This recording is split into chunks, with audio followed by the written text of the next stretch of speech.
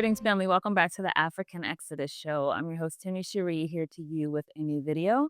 Before we get started with today's video, some very quick housekeeping. First and foremost, if you desire to stay connected with this channel outside of YouTube or Rumble, best way to do that is through subscribing to my Telegram channel. On there, I post anytime that I upload a new video and also just generally share any messages that I have to share with anyone. In addition, if you feel led to support this ministry, you can do so through Cashapp. You can also do so through PayPal and the link in the description. Or also you can subscribe to my Patreon where I also upload the materials from the different presentations that I do on this channel.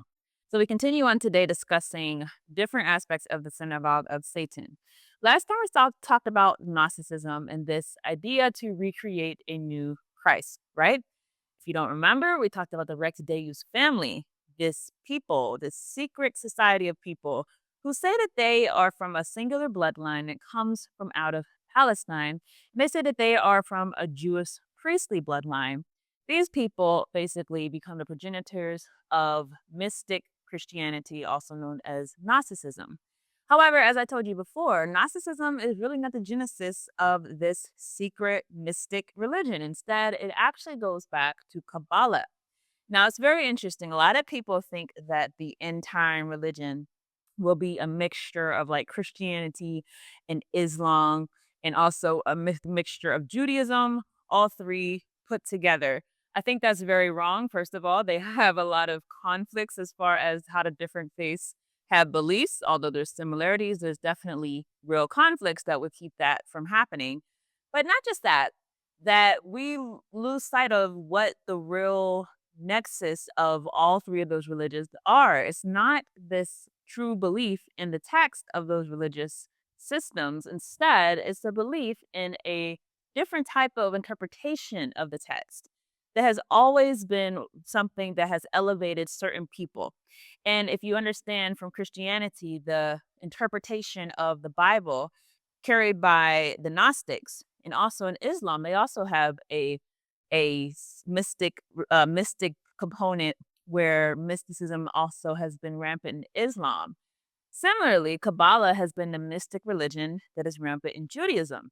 The thing that you see if you take out the religions and leave the mysticism, that they all kind of say the same thing. They're all saying that whether it's mystic Christianity, mystic Islam, or mystic Judaism, all of them are saying is that we are enlightened.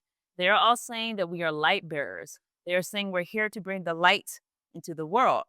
And they are all saying that all humanity must become awakened through learning the secrets of this religious system, right?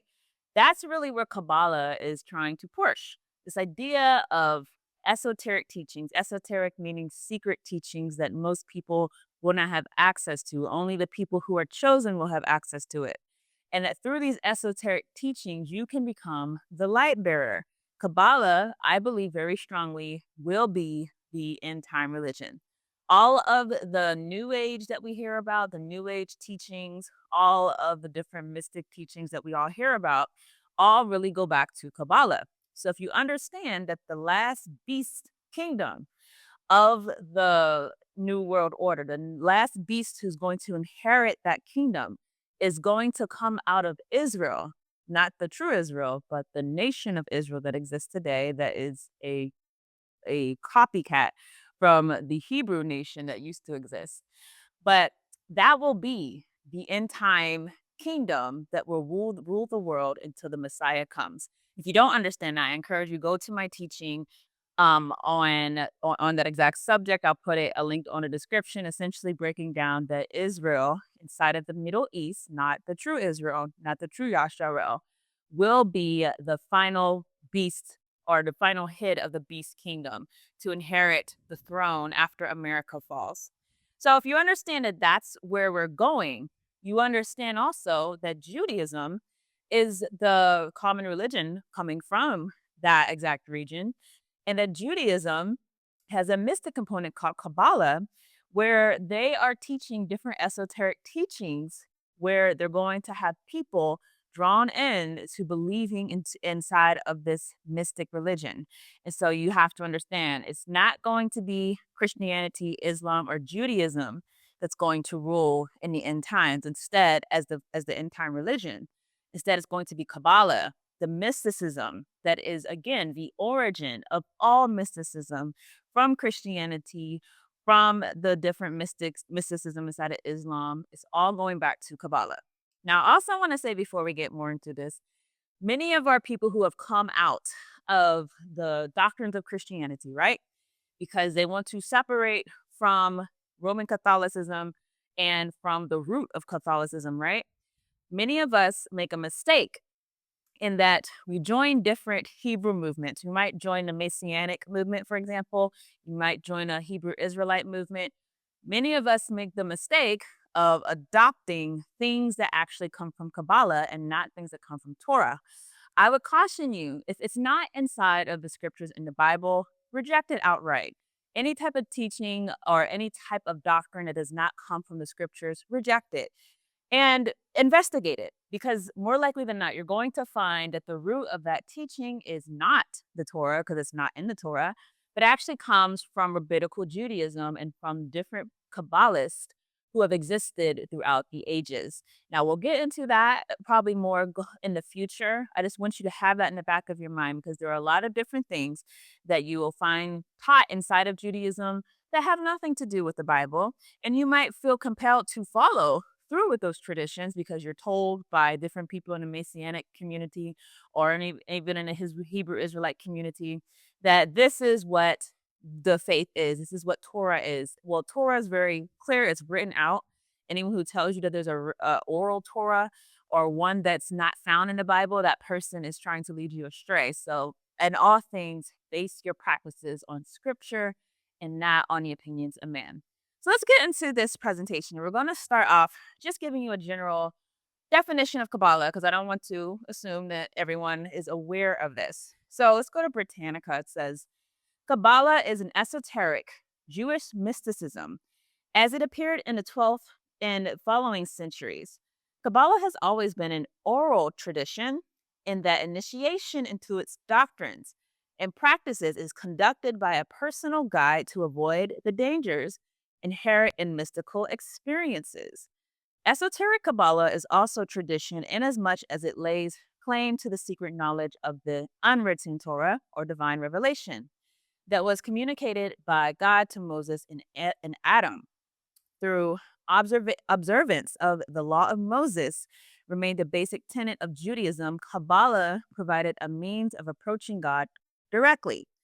It thus gave Judaism a religious dimension whose mystical approaches to God were viewed by some as dangerously pantheistic and heretical. So, first thing to point out that should be a red flag is it's esoteric. This idea that the God of the Bible has secret teachings that are only for those who earn the right to those teachings, right? I promise you, anytime that someone tells you that, that person is trying to lead you astray. You understand that there's no way that you can earn the right to learn something, but really it's only through the communication with Yahuwah, through the Holy Spirit, through the blood and sacrifice of Yahusha, that you can even come into knowledge and revelation, instead of through this idea of going through different levels inside of a mystic society. Anyone who wants you to go through different levels in a mystic society, they're trying to lead you astray. Now, I want to go through another article to break down more of the clear dangers with Kabbalah, because this is obviously a secular source. So this is actually from a pastor called Joseph. His ministry did a very good article on Kabbalah. He says, what exactly is Kabbalah and why should anyone practice this religion? Right now, Kabbalah is the fastest growing cults, among the fastest growing cults in society. The infiltration of Kabbalah in today's culture is evident, especially in music videos, let's emphasize that, and the symbolism of pop stars. In addition, many film and rock stars are also practitioners and are identified by the signature red bracelet they adorn. Kabbalah claims to offer means of harnessing God's power for personal gain through secret knowledge. Now, many of you might have seen like these little red bracelets that will be on certain famous people's arms, or certain people who are supposed to be astute inside of this society. This is one of the signs that you can know that someone's practicing Kabbalah. But something I want to emphasize about this, it's all over Hollywood, right? We know Hollywood is the progenitor of Babylonian religions. So when it comes to the entertainment that many of us receive, understand that many of us are receiving our entertainment from people who are united in spirit, right? They're united with the same understandings, these mystical understandings that they're getting. And they think that they're empowering themselves by practicing this religious system because they think that it's going to bring them into having the ability to control their own destiny, which is really the attraction when it comes to Kabbalah. This idea that instead of you praying and fasting and calling out to the Most High and relying on Him and trusting that whatever He does, His will is going to be the best. No, they say you have the power if you gain this secret knowledge to control your environment, to bring about whatever it is that you want to bring about, to be the person that you want to be. You can harness this power if you just have the secret knowledge, right? That's what you're going to see with all of the mystical religions. You're going to see this idea that you can have the power yourself. There's no need to wait on the Most High. Instead, you can bring things into reality. You can manifest things, right? So all of these things that we hear through New Age, I want you to understand New Age comes from Kabbalah. They're trying to make it seem like it's a new thing. No, this comes from Kabbalah. Manifesting things yourself, affirmations, speaking things into existence, positive thoughts, or the law of attraction, all of these come from Kabbalah. So this lists like a bunch of celebrities. I promise you there's so many more. But it says celebrities who've actually practiced Kabbalah. Madonna is the famous one, obviously. Lindsay Lohan, Gwyneth Paltrow, Roseanne Barr, Sandra Bernhard, Anthony Kiedis, Zac Efron, Demi Moore, Britney Spears, who was introduced by Madonna, Mick Jagger, Jerry Hall, Lucy Liu, James Van Der Beek, Van Der Beek, Alex Rodriguez, Rosie O'Donnell, Naomi Campbell, Donna Karen, Elizabeth Taylor, Misha Barton, Paris Hilton, Ariana Grande, Nicole Richie, Sharon Osbourne, Diane Keaton, Wyona Ryder, Kimora Lee Simmons, and Victoria and David Beckham. So these are some of the famous people. These are, of course, heavy hitters. There's other people, I promise you, who don't proclaim it. And instead, they may just have the language. So you can tell from the lingo. Anytime someone's using a lingo where it's like, I have the power to make this happen, Oprah, right? This person is drawing from Kabbalah. And even if they don't know it's Kabbalah, okay? Now, I want to go on a little bit. It says, now, did you notice there were several leading pop stars and rock singers in that list? The truth is, Kabbalah is not easily defined. In fact, there are so many secrets of Kabbalah, none of them even agree on the correct spelling of this code. It does not have one single book or belief system, but instead is a smorgasbord of different lies, all rolled into one. In a nutshell, Kabbalah is ancient Jewish mysticism. It centers on oral traditions of God handed down by the ancients and the secret Torah. Now, as you know, the Torah is the first 5 books of the Bible and comprises the written law. But Kabbalists contend that there's also a secret oral law that was passed down amongst the Hebrews and available to those who joined their ranks. Sound familiar? The driving force behind Kabbalah, as with all mystery religions, is to harness supernatural power. It's the belief that people can access God's power and use it to transform themselves and the world around them. But this power is not for the good of mankind, but for selfish ambition, and often at the expense of someone else. Its aim is to utilize the supernatural realm for power and advancement with little consideration for its impact on those around them. As we know, friend, only Lucifer, the light bearer, offers power outside of God's jurisdiction for personal gain, and its celebrity followers may not realize this.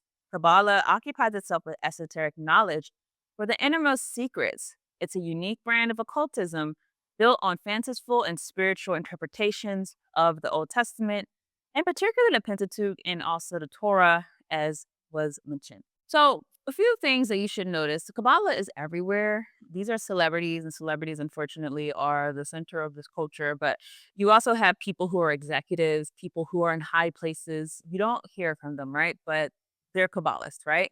It's a very common part of Judaism. Most people who are practitioners of the rabbinical Judaism are also practitioners of Kabbalah, whether they're high ranking or low ranking. all of them have this infused with their practices, right? So it really is prominent. That's what I want you to understand. And then you have, again, the offshoots of Kabbalah, which makes it even more prominent, the New Age or the different mysticism, mystery schools, different, so many different philosophies. You can tell all of them from having this root as they will talk about being light bearers or being ones with secret knowledge. You can tell from their language that they are drawing from this same pool.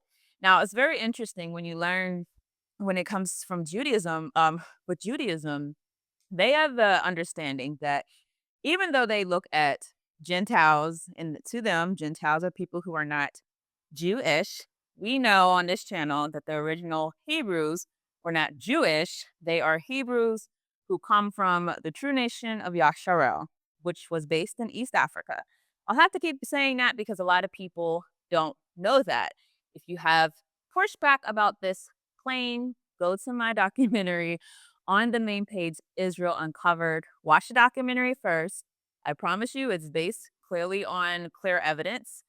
And after you watch that, then see if you have a different opinion. Don't try to argue, which a lot of people do. As soon as I say Israel was in East Africa, they want to argue that it wasn't without actually just looking at evidence. This is an evidence-based documentary, so I encourage you to go there. But these people are not from that lineage. No, they are from the Babylonian system of religion that comes out of that part of the world and has become, again, the world religion in many ways. Many people are just not aware of it. And I actually want to emphasize, in Christianity, it's become prominent, I want to show you a book on the screen. I've read this book recently, and I think we're going to have to just go through it in detail in the future. But this book right here, it really breaks down the truth as far as Kabbalah and as far as the fact that it has been pushed inside of many aspects of the church. So, of course, the book is called Kabbalah Secrets Christians Need to Know. Definitely just encouraging you all, if you want to know more about how this is being pushed amongst us, whether it's the prosperity gospel, it's just all over the place. And it's intentional. That's what I want you to understand. There is an actual intention to spread these teachings around the world. You have to remember that as Israel, the nation Israel in the Middle East, is the end time system, they have a duty and they understand that duty. Their duty is to spread the teachings of Lucifer throughout the world. They can't just have it amongst themselves because they want to have a one world system. They want everyone to take the mark of the beast. And they want everyone to think that this is the true way, the way of light, right? So because of that, the fact that it's everywhere, all the celebrities, all the Hollywood movies, all of the businessmen and executives, the fact that it's in the church in so many ways is intentional. Now, I actually remember when I was a teenager, I believe, that I was going to a prosperity evangelical church, typical type of church like that. And I remember that they had presented a documentary called The Secret inside of church. And it was like a Christian version. So they tried to tamper to, water down the new age aspects and make it sound more Christian, but it was still, again, this idea that you can bring things into existence on your own without having to wait, right? And through positive thinking, you can manifest things, right? And so this was actually, again, they say new age, but it's really Kabbalah that they were teaching inside of church. And if you think about the prosperity gospel, oh, you can bring this into being. You don't have to wait. Just give this money right here and make it come. Say it, declare it. We've said all these things. Say it, declare it, repeat it, say it over again. Make it come on your own. That is Kabbalah, my friends. You are practicing mysticism. Now, you're not going through the high ranks of it, obviously, but you're on an elementary, rudimentary stage practicing that exact teaching. It has to be understood because it's everywhere and many of us are not aware of it. Now let's go to the Jewish Encyclopedia and just talk a little bit more about the background of Kabbalah. So the meaning of the word Kabbalah, the chief characteristic of Kabbalah is that unlike the scriptures, it was entrusted only to a few elect ones. Wherefore, Moses on Mount Sinai receiving both the law and the knowledge of wondrous things was told by the Lord, these words shalt thou declare, and these shalt thou hide. This I thought was interesting. Kabbalah in antiquity, he says, how old is Kabbalah? may be inferred from the fact that as early a writer as Ben Shira warns against it in his sayings. He says, "Thou shalt have no business with the secret things." Now, you might not know who Ben Sira is. This is it's believed to be a Hebrew who comes from Egypt. The Book of Wisdom, or the Book of Sirach, was written by him. It's a good book. I encourage you to read it. But definitely, he was calling out back then not having business with the secret things. Okay. It says Gnosticism and Kabbalah. Now, this is what I want you to hear, because we have to think back about that secret bloodline, right? I told you that bloodline, they're Jewish, but they're Jewish, but they're masking themselves as being Christian. And so they're teaching the esoteric teachings that come from Judaism, such as Kabbalah, through Christianity. And this is one of the very common features that you're going to see, that many people who are going to portray Yahusha, who's supposed to be the Messiah, who we understand as the son of Elohim, they don't want him to be a figure that stands for righteousness. Instead, they want him to be one that stands for enlightenment. And so he's an enlightened teacher. He's not just the only way, no, but he's here to draw you to the light. He's not the one who will judge. Instead, he's the one that calls all to being enlightened. They have a whole nother different Yahusha, or different Jesus, that they are painting and depicting and pushing out to the public. And here's the funny thing that you'll learn is that this is not necessarily this is not necessarily going to clash with Kabbalah, because although Judaism says that Yahusha was not the Messiah, they also say that we have a Messiah, right? Well, many Christians who want to believe that the people who call themselves Jewish, or the Hebrews, will make concessions and say, "Oh, well, your Messiah must be the Messiah." So let's read about this. But especially Gnosticism, it testifies to the antiquity of Kabbalah, of the Chaldean origin. I want to emphasize that. This is Chaldean. This is going back to Babylon. So think about the mystery of Babylon. Think about Babylon being the one who's called out in scripture. Although we know the nation Babylon obviously has disappeared as a government, Babylon still exists because these beliefs come from Babylon. Gnosticism was Jewish in character long before it became Christian. He goes on to say that it seems to have been the first attempt on the part of Jewish sages to give empirical mystical lore, with the help of Platonic and Pythagorean or Stoic ideas in a speculative turn.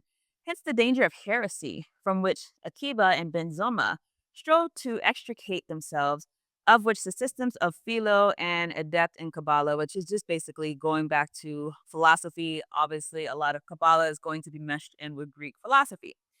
Now, here's something else I want you to emphasize, or want to emphasize, is dualism. I've said many times on this channel, understanding Zoroastrianism, which is the religious system that was very prominent in Persia or Babylon.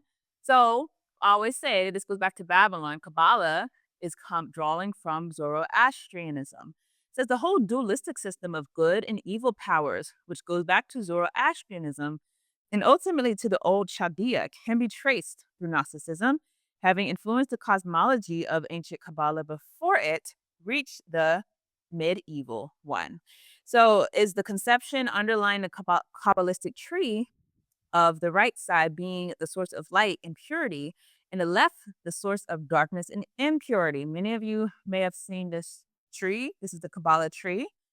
Again, anyone who's trying to push this to you as being scriptural, anyone who's trying to depict this as being something that comes from Yahuwah, this person is either lying to you and trying to purposely deceive you, or this person themselves has been deceived.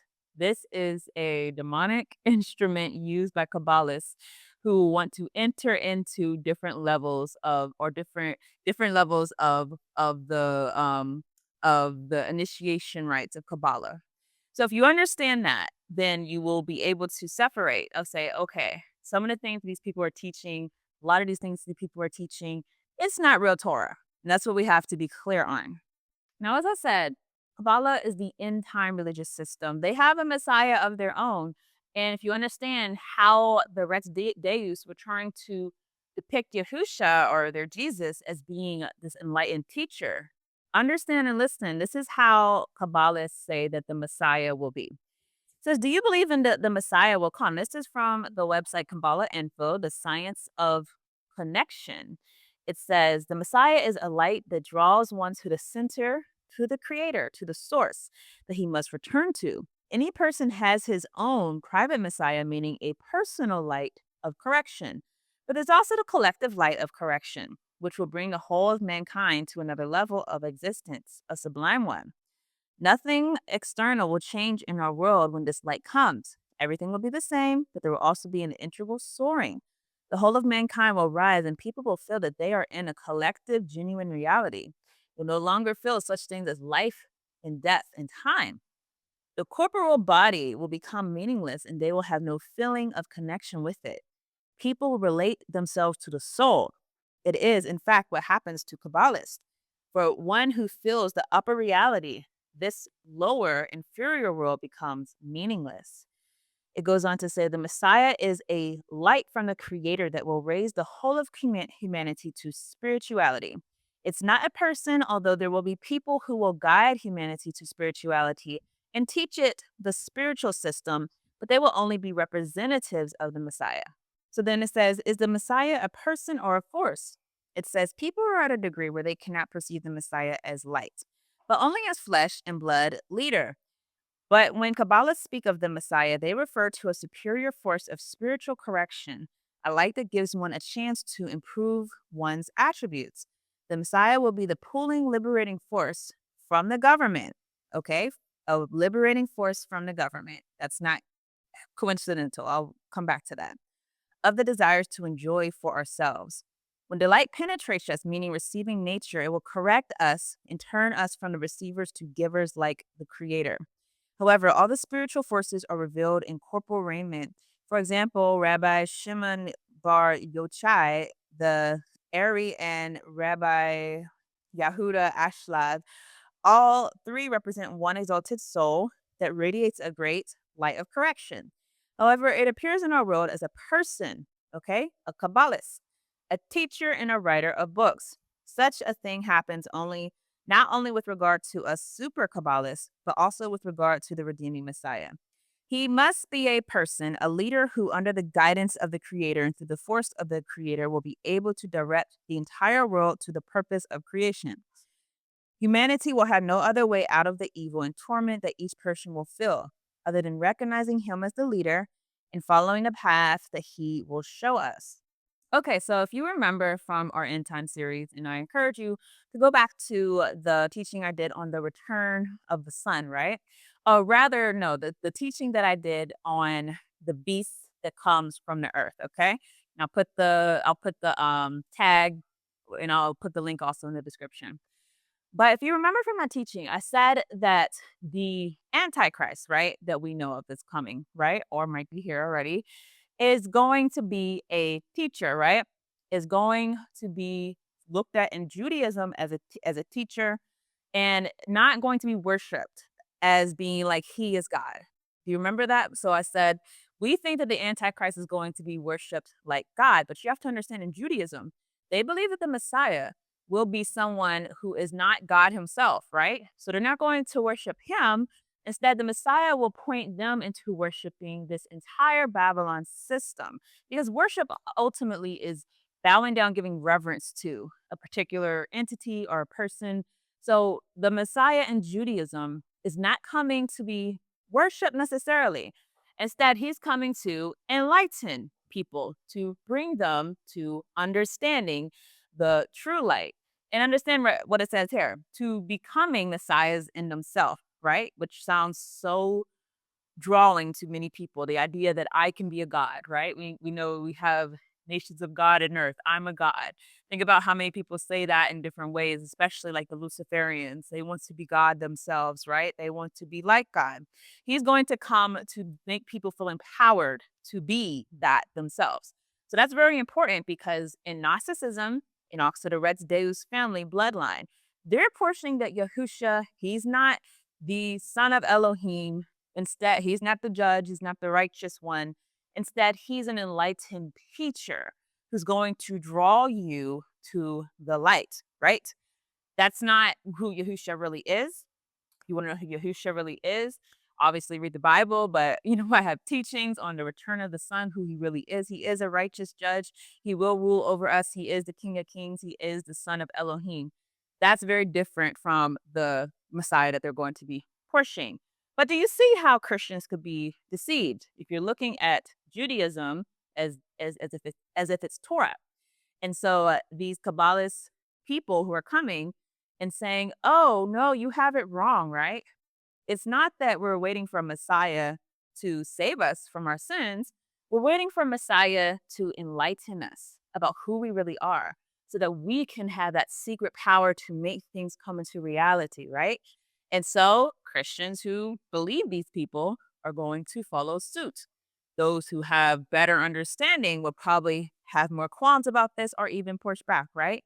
But you have to understand the entire world will be bowing to the nation of Israel that we've been told all this time is the real nation of Israel, that it is the Hebrew Israel. So when you see that Israel, that nation of Israel being established inside of the entire world, and people are believing that this is the actual fulfillment of what the Bible is talking about, that Israel has become the ruling nation of the world, it's going to be hard for a lot of Christians to push back whenever you have God's people that we're told are God's people telling them that this is the truth.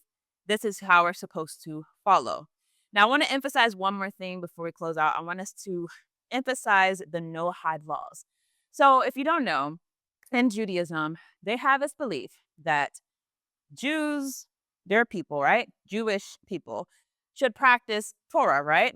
However, Gentiles, they can come into a form of righteousness, not on the same level at all, but a lower form of righteousness only through practicing the Noahide laws. So the Noahide laws are essentially 7 commandments. We're going to read through that really quickly. The core element of every mitzvah, commandment of God in the Bible, is to take the physical creation and utilize it for divine intended purposes. We thereby achieve a wonderful harmony, both in the individual and the world at large, like a symphony, the many parts that work together in synchronicity. There are 7 laws which are biblically binding on all humanity. They include prohibitions on idolatry, blaspheming or reveling of God, forbidden sexual relationships, theft, murder, lawlessness, for example, the failure to establish courts with the ability to enforce justice, cruelty to animals. These are known as the 7 Noahide laws. Only after the flood was mankind permitted to slaughter meat for consumption. With this came the law prohibiting that one eat the limb of a living animal against treating them cruelly. The 7 Noahide laws form a base with many ramifications, from which many more mitzvot, commandments given by God Almighty to Moses on Mount Sinai to transmit to all nations of the world emerge.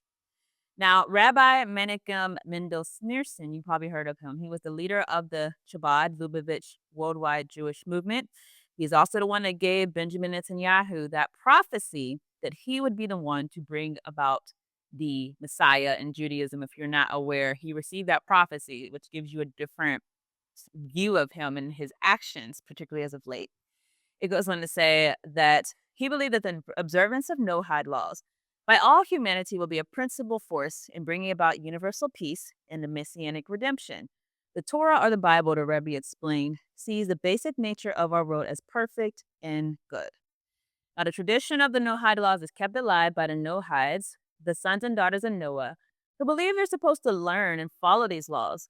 The Noahides are not Messianic Jews, but rather descendants of Noah. The children of Noah are the righteous Gentiles, also known as pious among the nations, are obligated to fulfill the 7 laws of Noah because they believe that they are the will of God for all mankind as expressed in his Torah, as transmitted through Moses, and through all ages in Orthodox Judaism. So the reason I want to emphasize that, one, you might be deceived if you are seeing them push some of the laws, right? And thinking that, well, these are from the Most High, so there's no problem with that. But understand what they're trying to represent.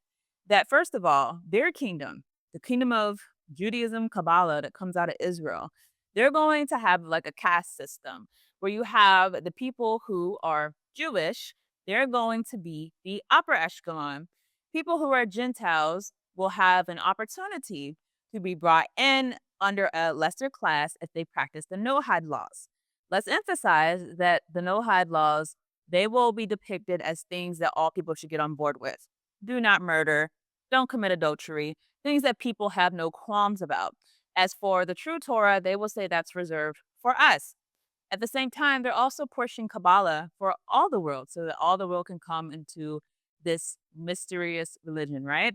So I want you to be aware of these elements that are going to be existent inside of Kabbalah, because don't be surprised when you see certain things that come from the Bible being pushed inside of our current world. Don't be deceived to think that Lucifer is going to come and bring about his new world order by basically claiming, hey, everyone, come follow debauchery. No, it's going to be masked as righteousness. It's going to be masked as, hey, these are things that come from the Bible. Trust us. We're going to bring you to the God that you worship, the God of the Bible. Many Christians will fall for it because, unfortunately, they're so manipulated by this idea that these people coming out of Israel are actually the Jews of the Bible or the Hebrews of the Bible. So that's all I have for this teaching. I thank you all for watching, and Yah willing, I'll see you in the next video. Zionism had its first organizational expressions in 1897 in Basel, Switzerland, in Europe. Here was a man by the name of Theodor Herzl, H-E-R-Z-L. He was the founder of Zionism. He said that he was going to find the state that God promised the Jews. Listen to this very carefully. This man, Herzl, was an atheist. He believed that there was no God. He said God did not exist. Now, how is it the man who believes that God does not exist is going to find a state that God promised to his chosen people? I tell you, this man is Satan in disguise. Zionism is a satanic movement. It is devil. Christians don't get right is that Judaism is not the religion of the Old Testament, because after the Jews rejected Christ, and before that also, but in the intervening 2,000 years, they have developed a completely different religion, whether it's mystical Judaism with the Kabbalah or whether it's legalistic Judaism with the Talmud, and there's tension and fusion, and there's an interplay between those things. But they have developed a completely different religion, and Christians have it in their mind like you've got the Old Testament and the New Testament, and the Jews just got off before the New Testament. They got off at their stop, and so they're the first episode and we're the sequel.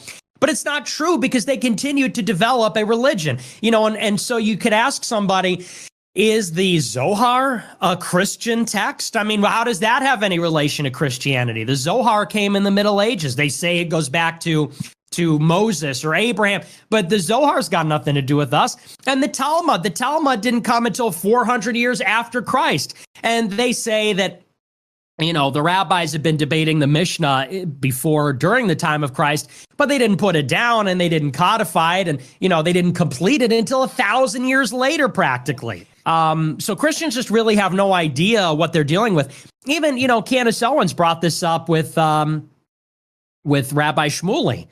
This Rebbe of the Chabad Lubavitchers, Rabbi Schneerson, who they worship. And Schneerson is considered a Messiah, and the Lubavitchers are everywhere. Kushner's a Lubavitcher. Millet is a Lubavitcher. The Lubavitchers have an audience with Putin and Netanyahu, and they were in the White House. And Schneerson believed that we're not human beings. He believes that non-Jews have no souls and we're not human beings, we're cattle, and we should worship the Jews because they're the ones that, according to the Kabbalistic belief, they're supposed to collect the shards and protect the divine spark, and it's all this nonsense. And Christians just have no idea about any of that. Special antagonism between the Talmud and Jesus. The Talmud attacks him everywhere it can, even his mother. Mary, the Talmud says, was a whore who mated with carpenters. She who was the descendant of princes and governors played the harlot with carpenters. It naturally followed that the scribes declared Christ to be a bastard. In its article on Jesus, the Jewish Encyclopedia says that Jewish writings defame Christ. It is the tendency of all these sources to belittle the person of Jesus by ascribing to him illegitimate birth, magic, and a shameful death. Jesus, according to this article, was considered one of the 3 worst enemies of Judaism who came to an ignoble end. The Talmud says they subjected him to 4 deaths: stoning, burning, decapitation, and strangling. The Talmud also says he is now in hell, punished with boiling hot excrement. What is Christ's advice as he speaks to us out of hell? The Jewish Encyclopedia quotes Jesus as telling us above all to bless the Jews. He says, "Further their well-being, do nothing to their detriment. Whoever touches them touches even the apple of his eye." Christians, as followers of the false prophet Jesus, also deserve death. The Jewish Encyclopedia again recaps the Talmud's position. A Gentile observing the Sabbath deserves death. The testimony of a Christian was not admitted in evidence in Jewish courts, and an Israelite who found anything belonging to one who was a Christian was forbidden to return it to him. The Pharisees, through the Talmud, thus gave the Jews an ethic which encouraged bigotry and isolation. Most of these Christians are not familiar with the Talmud, Zohar, and Kabbalah, and where this 613 mitzvot comes from and what they're all about. So I started to study what they're about and what the Talmud teaches, and I noticed that there is actually a plan, there is a plot, and that's a plot against Christianity.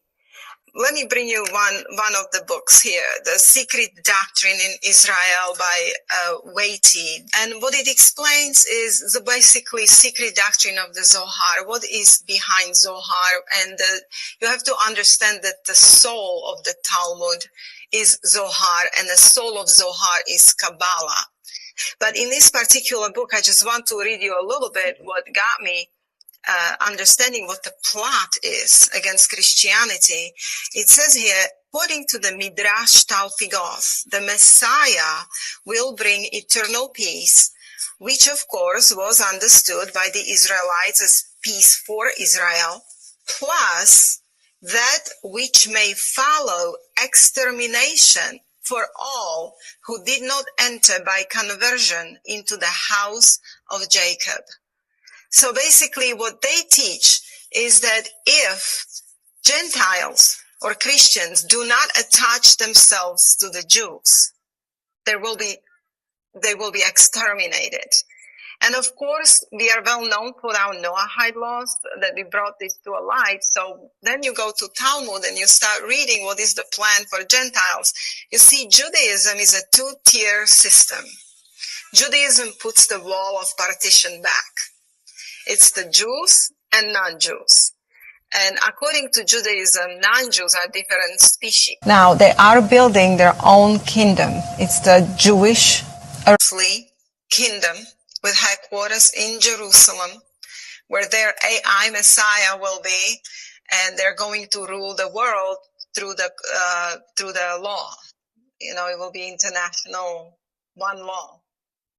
One religion, basically, Luciferian religion. So yes, in a Talmud, this is the Jewish earthly kingdom, and this is why the Zionist Christianity have embraced Kiliism, which is a focus on earthly millennial kingdom. And this is how Jews and Christians are getting together, and Christians are so deceived, thinking that they are working for the good thing, for the Jews, like they're helping the Jews. Jews are supposed to get this kingdom. Yet this is Zoharic doctrine, and it does not have good intention. As I said, that they want to rule the world, they want to get Gentile riches, and they want to rule the Gentiles. They don't consider Gentiles fully human beings. And in fact, as an end game, they have this strange doctrine, Adam Kadmon doctrine, which Adam Kadmon originally was, according to Zohar and Talmud, he was androgynous. It was male-female in one body, and this is why you see this transgender agenda today, and there are laws, very serious laws, passing in Alberta, Canada. Is Zionism behind the transgender movement? Yes, it gets its origin in Zionism, and it gets its origin in the Talmud, Zohar, and Kabbalah. It's a Kabbalistic doctrine of Adam Kadmon, which is eventually they have this doctrine called Tikkun Olam, repairing the world. So how do they want to repair the world? They want to bring it to the original. Who was original Adam? He was androgynous. So now they're putting specific things in food and drink, and they're basically their end game is to make humans that on Earth that will survive whatever it is they're bringing androgynous.